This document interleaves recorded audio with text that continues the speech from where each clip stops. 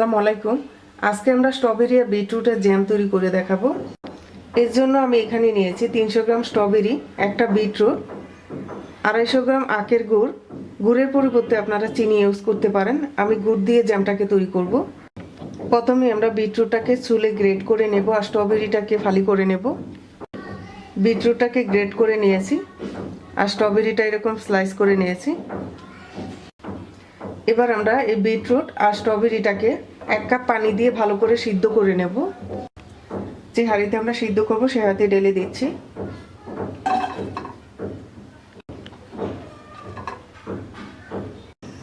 দিয়ে দিচ্ছি 1 কাপ পানি।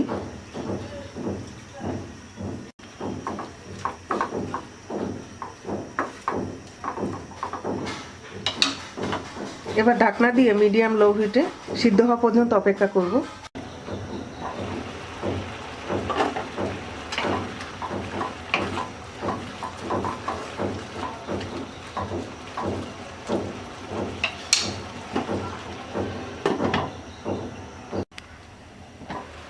স্ট্রবেরি আর বিটরুট সিদ্ধ হয়ে গেছে।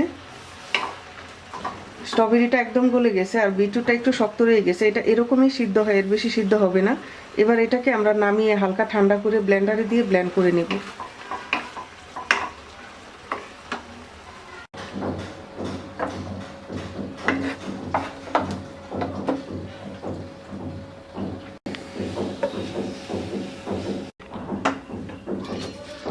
ব্লেন্ড করে নেওয়া হয়ে গেছে।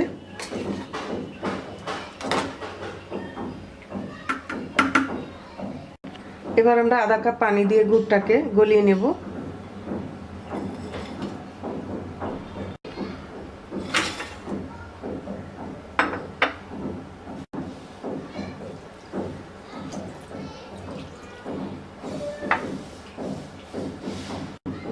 এবার আমরা চুলায় বসিয়ে দিচ্ছি।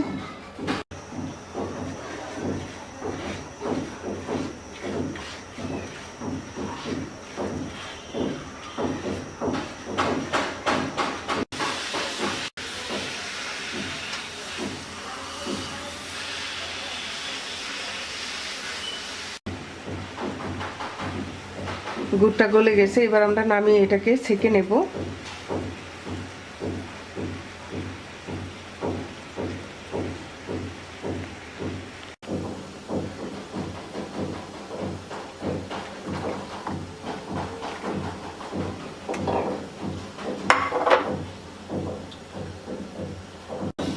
এবার আমরা যে কড়াইতে জ্যামটা তৈরি করব সেই কড়াইতে আমরা গুড়ের পানিটা ঢেলে দিচ্ছি।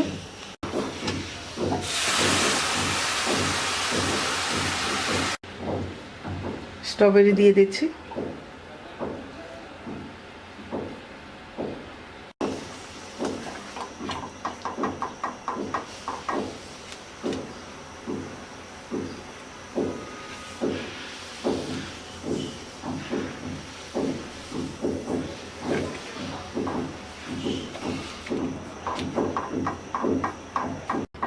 এবার আমরা মিডিয়াম লো হিটে জ্যামটা যতক্ষণ না তৈরি হচ্ছে ততক্ষণ আমরা এটাকে জাল করতে থাকবো।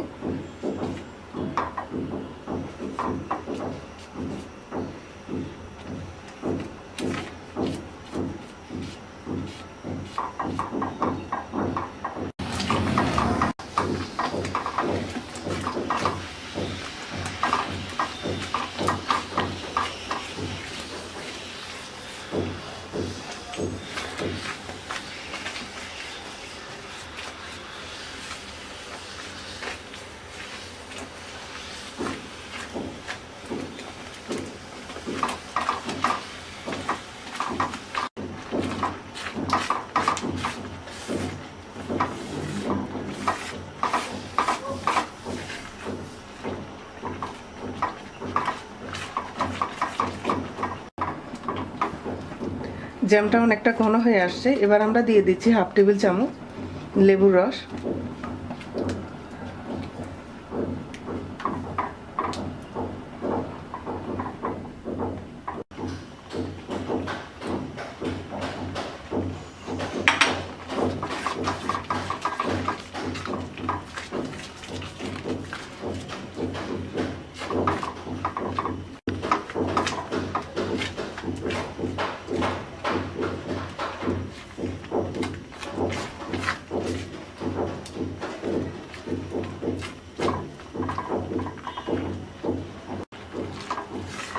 আমাদের জ্যাম তৈরি হয়ে গেছে।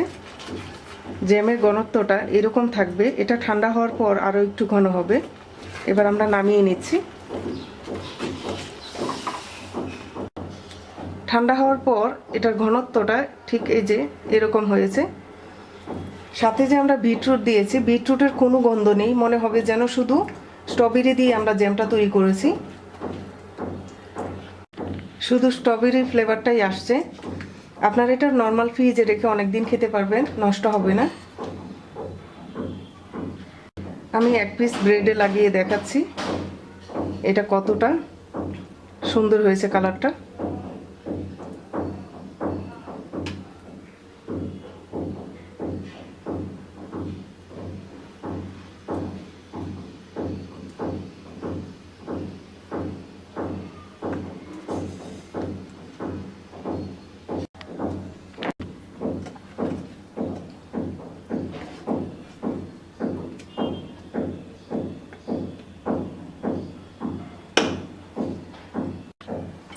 আমি জ্যামটাকে ঠান্ডা করে একটা কাঁচের জারে ভরে নিয়েছি।